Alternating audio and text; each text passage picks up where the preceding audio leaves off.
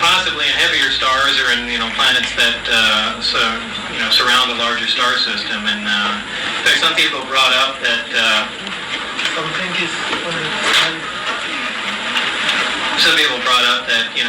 that's ridiculous because all the elements that we know of are found on Earth, and that's not true. I think it's technium or something along those lines is not found on Earth, and it's on the periodic chart, so it's not that. What?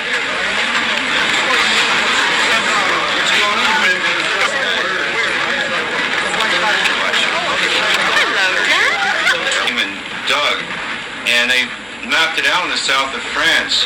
They looked back and looked, and it has to fall where the natural belt of uranium is there.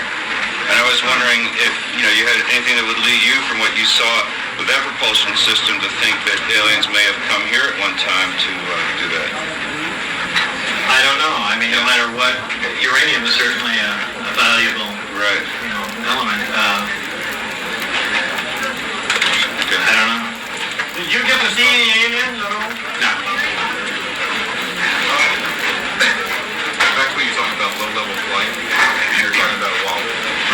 Have you ever seen the Billy Meyer movies? Something similar to that. The Billy Meyer movies. Of the disc wobbling.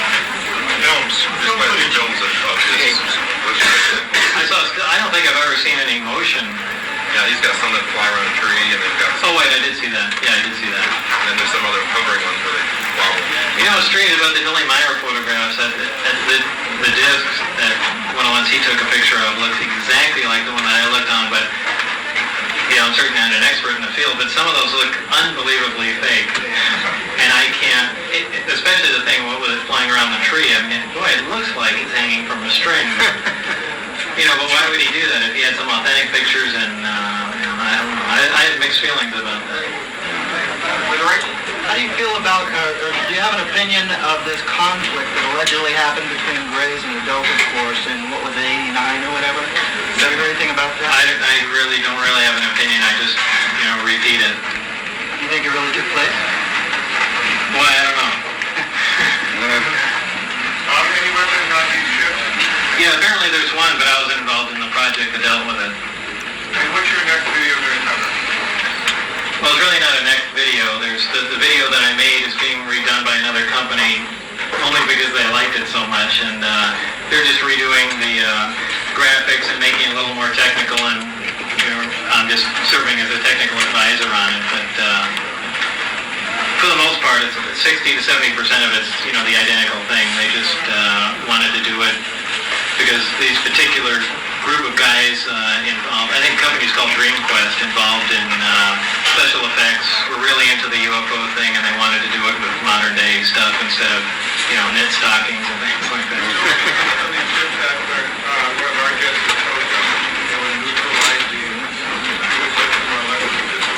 Well, that's certainly possible. I don't have any information on that, but just by the EMP generated, by the systems on the craft, that makes perfect sense to me. I was going to ask you, what type of weapon do they have? It's some sort of directed energy weapon, and I think it's like a laser beam? Well, no, a particle weapon, probably a neutron. How many levels does that AS4 have? Just one, or just all around, or? There might be two, but I know there's one because obviously I was on one. But I can't actually remember if there's any direct mention from there being a lower level. But I really wasn't allowed to roam freely around the whole place, so I don't know. I really don't know. Tell us about your education. Not just talk about different things on my computer. That varies widely. As far as electronic technology, my degree there is from Caltech, and physics is from MIT. When did you graduate? Did you go to Pierce College? Yeah, I did. Okay. Where did you hear that? A friend said something that, somebody I don't even know. I just thought, well, something I want to ask because it's clear in my mind. Yeah, I went to Pierce and Northridge, and then I'm terrible at dates. I don't remember what date I was at Pierce. Probably like in 76 or something. I was at Pierce, and then 79 or 8. I went to Northridge just for a short time for some classes, and I was at Caltech, and then MIT after that. Yeah, some critics have suggested that there is not a Department of Naval Intelligence as shown on your IRS record. I wonder if you could address that. Yeah, I've heard people say that before, but the bottom line is if you, and I've let other people check into that. Bob Exler is a guy that managed to trace that down through the IRS, and if you write the zip code number on the bottom of it, or NC-101 or something like that, or NC something, anyway, it gets to somewhere in the Navy. You know, as far as if there's a department there, I don't know, but that's the W-2 that I got sent. So. Well, that same person was saying though that the zip code that was on there was someone that was in reserve, unused in Washington. Some zip code. It was unused. Yeah. Well, no, he had correspondence with someone in the Navy through that address. I'm not talking about Bob Exler. I'm talking about Bill Moore. Oh, Bill Moore. I don't know. Bill Moore. I know, he's an enigma himself. Yeah, I'm just saying that was his point. He disputes everything I say. He said, well, there's 2 different types on here, and this, and that. I said, well, I don't know. So, that's basically what I get sent, and, I've seen enough information where that zip code works, and that's all the information I have, and I really haven't pursued it myself. Maybe clarify for them why you think this is a legitimate document, because of the certain elements in there are correct. Well, because of the amount of money. Right. Yeah, no one would know the amount of money except me. People that, so that's all the information I've got on it. I have 2 questions. They're not related to each other, but one is, are they silent or noiseless? And who signed your paychecks? As far as are they silent or noiseless, there's a slight hiss before they take off, and up to a certain altitude, and that sounds like a high voltage hiss of sorts. That's all the sounds that I've heard. I've heard lots of reports about weird flying saucer type sounds, but I've never encountered that. Who signed my paycheck? There was a signature on it, but I don't know whose it was. It never even, the time that I catch the paycheck, it never even concerned me tracing anything down. So there wasn't a company name up in the corner like this paychecks? Well, when I worked for the federal government years ago, all you get is a green treasury check. There would be no other papers with it or anything from the Department of Treasury. No, this says the Department of Naval Intelligence on it. On the check? Yeah, on the check. Okay. Thank you.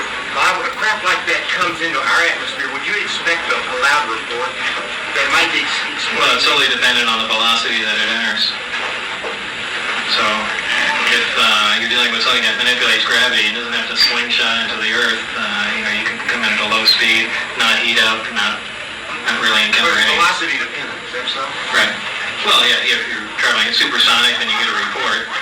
If you're not, you don't. It's straightforward.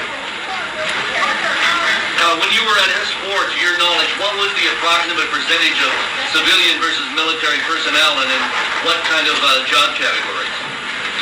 The civilian personnel were scientific in nature, and the military personnel were only security. And as far as the percentage, it was a small percentage of scientific to military personnel. Are there any secretaries? I'm sure there were offices all over the place, but when I came into the facility, I was essentially escorted right to where I work and worked there, other than the few amount of times that I got to walk into the hangar and under an escort too, and when I left it was the same. So like I said, there might be offices, there might be bunkers in there, there might be underground levels, there might be an alien nest in there. I have no idea. Excuse me? How did you eat? The only place I ever ate was at Area 51. So if there was a cafeteria there, I never got to eat in it.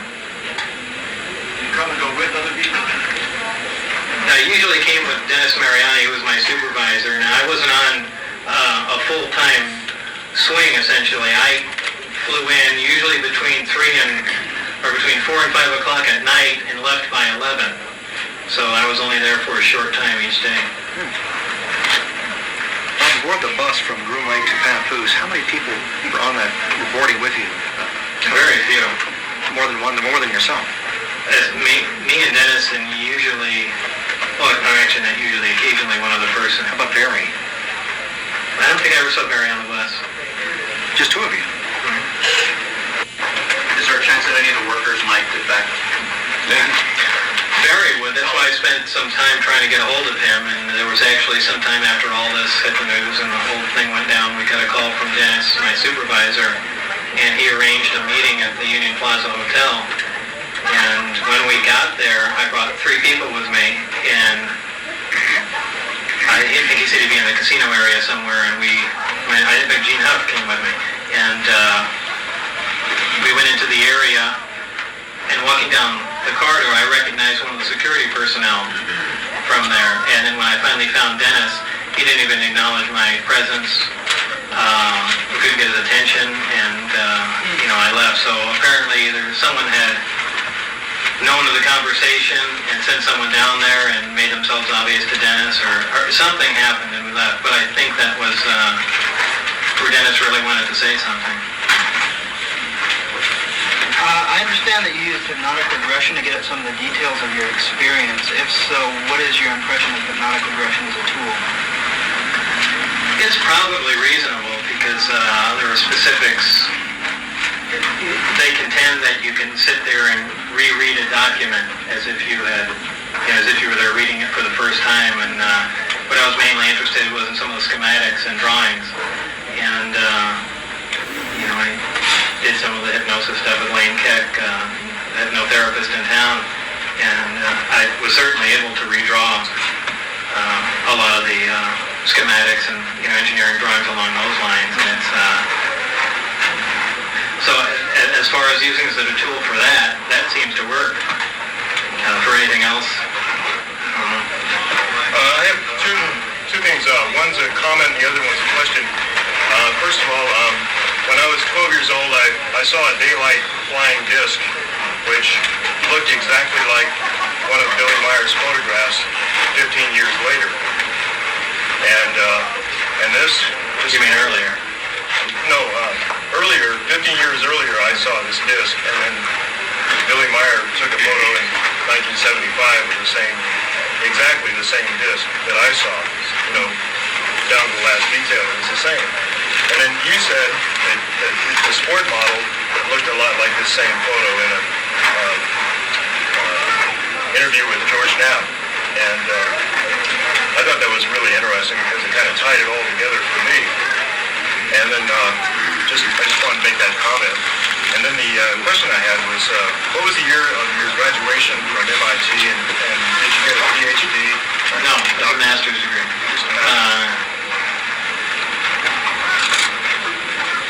What was the year of graduation? Probably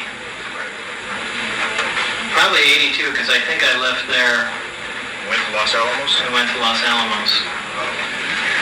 Thanks. Can you talk about